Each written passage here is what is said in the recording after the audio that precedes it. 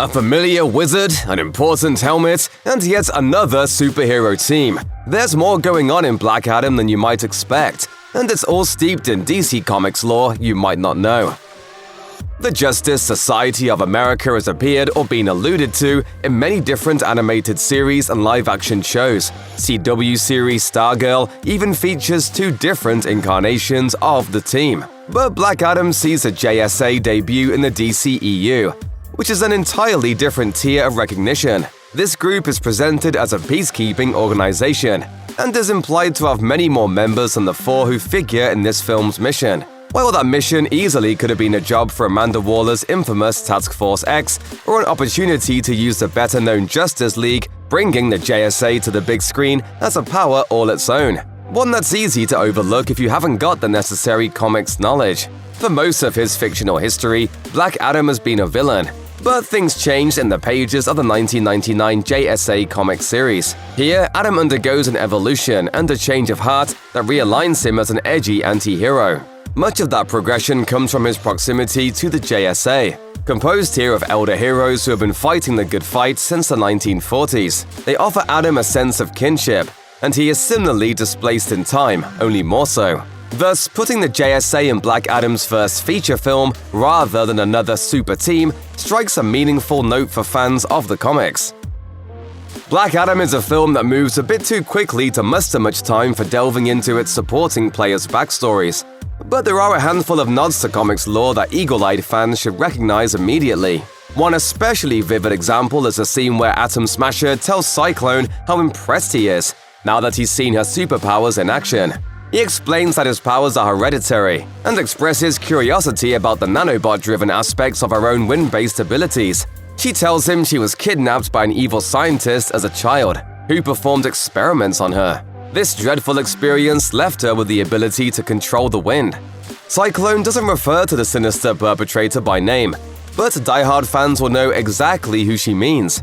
In the pages of DC Comics, Cyclone, aka Maxine Hunkel, gets her powers from being experimented on by Professor T.O. Morrow, the same mad scientist who created the Red Tornado. Morrow has been a villain in the DC universe for years, frequently crossing paths with the JSA and the Justice League. He's also appeared in multiple small-screen DC adaptations, including Supergirl and Young Justice, but he'd never appeared in a live-action movie before Black Adam hit theaters. Perhaps we'll see more of this malicious madman in future movie outings, and hopefully Cyclone as well.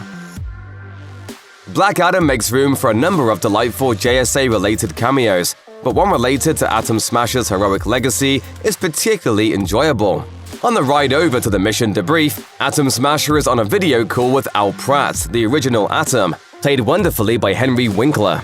Uncle Al tells him to be careful with the suit, as it's a very special family heirloom. In the comics, Albert Pratt is godfather to Atom Smasher, whose real name is Al Rothstein. The film seems to have simplified their connection by making him an elderly relative instead, sidestepping the need to address the complexity of its comic book origins and how many decades now separate the modern day and the 1940s. The 1999 JSA comic series, a huge influence on Black Adam in many ways, is big on introducing second and third generation heroes, while keeping the veterans around to show the rookies a thing or two. Seeing Al Pratt referenced on the silver screen is a wonderful way to continue that legacy and indicate the character's deep roots. Any future cinematic appearances from the Justice Society would do well to follow in this cameo's footsteps, if only to bring in such excellent character actors. Even if we don't get Alan Scott's Green Lantern or Jay Garrick's Flash, we definitely need more Henry Winkler in the DCEU. Hey! In Black Adam, Hawkman initially appears to be the Justice Society's answer to Batman. He's rich, lives in a big mansion, has the gruff leader vibes covered, and crucially lacks superpowers. It's not until we see the science-fictional ship he and the team travel in that we get a vivid glimpse of what makes him extraordinary. The entire ship, as he tells Cyclone, is made of nth metal. This highly advanced and mega-powerful substance also makes up his armor, wings, and mace. The latter object is a huge and devastating creation that transforms into other weapons throughout the film, most notably an axe. In the comics, nth metal originates on Thanagar, the planet some other iterations of Hawkman come from. The film's Hawkman, whose secret identity is Carter Hall, doesn't appear to be one of the Hawkmen who is actually from outer space. But by openly referencing the storied metal, Black Adam hints at the cosmic side of the DCEU, which has yet to be fully explored. Mentioning nth metal also brings the darkly magical side of the DC universe to the fore. The fabled substance plays a major role in the 2017 Dark Knight's metal comic event, which introduces the arcane dark multiverse.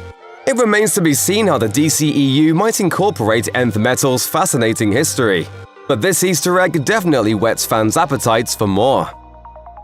There's a moment that happens early in Black Adam where Kent Nelson, aka Dr. Fate, leaves his helmet out on the Justice Society's ship. Atom Smasher tries to touch it, and Hawkman tells him not to. He explains that it's otherworldly and only works for the wearer it has chosen to be its host. Tragically, Dr. Fate later sacrifices himself to buy the team some time against Sabbac, which allows Black Adam to break free from its underwater prison.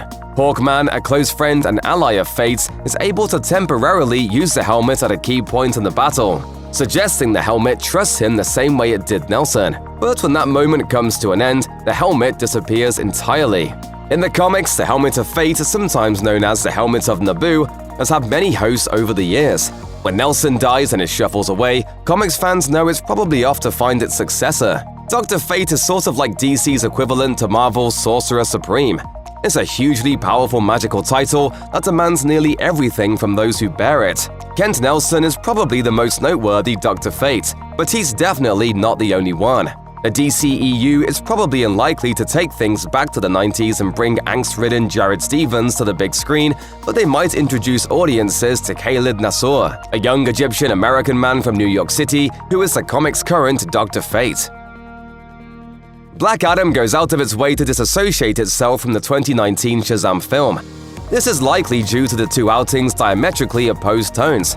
Shazam is light and airy in a way Black Adam just can't afford to be. But that doesn't stop the connections between these two movies from bubbling forth. In the film's many flashbacks to Adam's origins, meted out over the course of the movie in exponentially more revealing bursts, actor Jaimin Hansu appears as the wizard Shazam. This powerful magic user plays an important part in Shazam. He's the enigmatic figure who gives Billy Batson his superpowers. You want me to do magic? With this, all my powers will become yours. He doesn't get any dialogue or more than a passing glance in Black Adam, but his unmistakable visage tethers the film to the larger DCEU, and Adam himself to the universe's most ancient entities. Adam's flashback sequence also explored the central tragedy of his cinematic origin. He himself was not Shazam's chosen champion, his son was. Knowing he could not kill the boy, the vicious king Ankot slew his family instead. Adam's son gave his father the power of Shazam in an effort to save his life. It worked, which meant Adam was forced to watch the king's men brutally murder his suddenly mortal son. This is a tragic and moving subversion of Black Adam's modern comics origin. There, he killed the boy to seize his powers for himself. For much of Black Adam, Adriana and her son Amon represent the human element within a fantastical world of gods, wizards, and superheroes. Their struggle and yearning for Kahndaq to be free grounds all the action and intrigue in something decidedly earthbound.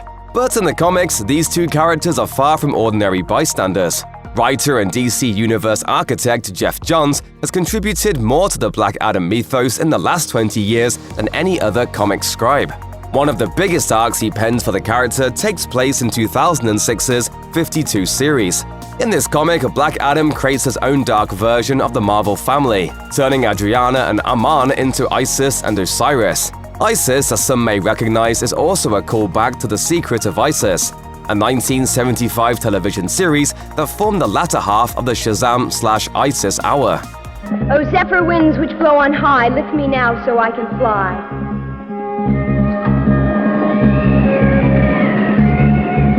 The 1974 Shazam series, which formed the other half, was actually the first live-action adaptation of the Captain Marvel mythos.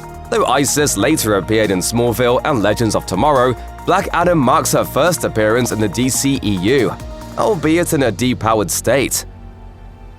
Black Adam is a film with loosely anti-colonial themes. It presents the fictional nation of Kahndaq as a Middle Eastern country that has been oppressed and exploited by foreign powers for much of its existence. In the present day, Kahndaq is run by an organization called Intergang, who seems to be a tech-obsessed band of mercenaries in search of the crown of Sabak. Though they're certainly important, the film shifts gears away from them to primarily focus on Ishmael and his connection to the ancient king Ankh. Uniquely, sharp-eyed fans might recognize Intergang from Superman the Animated Series before they recall the group's comics history.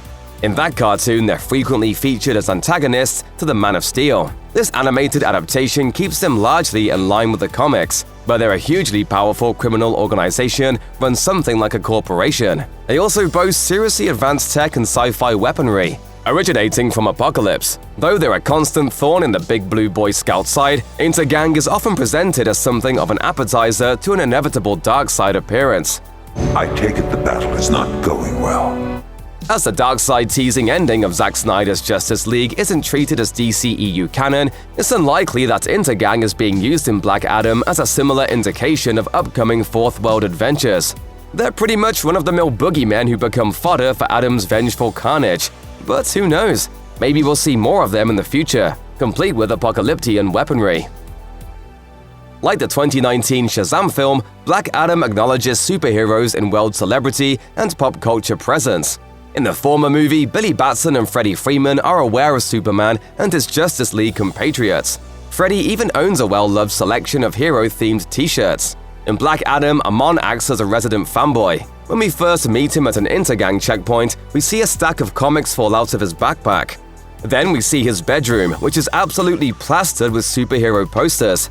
Black Adam wakes up within this room and inadvertently destroys a poster bearing Superman's image with his lightning powers, foreshadowing a cataclysmic showdown between two titans of the DC universe. Beyond the Man of Steel, Amon has also tacked up posters of Aquaman and The Flash. The kid further cements his status as a movie's resident geek by giving Black Adam advice about how to be a hero. According to Amon, Adam should go about developing a catchphrase, a more modern nickname, and a cape. This portrayal is a loving nod to ink and paper superhero fans everywhere, famed for their comprehensive knowledge of hero tropes and towering stacks of comic books. Many audience members see their own young selves in Amon and perhaps recall their own poster-filled bedrooms. The DC Universe is home to a number of high-security institutions meant to keep the bad guys safely contained. Gotham City has the infamous Arkham Asylum and Blackgate Penitentiary. Metropolis has Strikers Island. Central City's got Iron Heights. Right outside of St. Rock, Hawkman's stomping grounds, lies Belle Reve, the prison Amanda Waller farms future Task Force X operatives from. Black Adam reveals another one of Waller's high-priced cages. When she tasks the Justice Society with capturing and detaining Adam, Hawkman tells her that if she's got a cell that can hold him, they'll put him there. This cell ends up being an unnamed facility hidden in an underwater base. When Adam eventually makes his way there in his depowered state, we see that other high-powered individuals are locked up in close proximity, suggesting this is where Waller stashes the heavy hitters and suitable for use as cannon fodder on suicide missions. Though unnamed, this place feels a lot like the Aquarium, an underwater prison that occasionally shows up in Aquaman-centric comics. It's hard to imagine the Atlanteans of the DCEU working with Waller on this, unless a dramatic change has occurred off-screen. But who knows? Amanda Waller is renowned for her ability to make the impossible into cold, hard reality. When the Justice Society brings Adam to the deep-sea penitentiary for holding, there's a familiar face lurking in the crowd. This is Amelia Harcourt, an Argus agent from the Suicide Squad. Last seen in Season 1 of Peacemaker, she gets less than a minute of screen time to interact with our heroes in Black Adam. But within that brief cameo, she's able to amply display the no-nonsense attitude that makes her so much fun. Amanda Waller is fantastic as the DCEU's closest thing to Nick Fury. But Fury doesn't work alone, he has agents to support him. Amelia Harcourt plays a similar role, and does so wonderfully. Her brief presence is also a particularly fun treat for fans of Peacemaker, and helps this DC universe feel a little more coherent across movies and TV.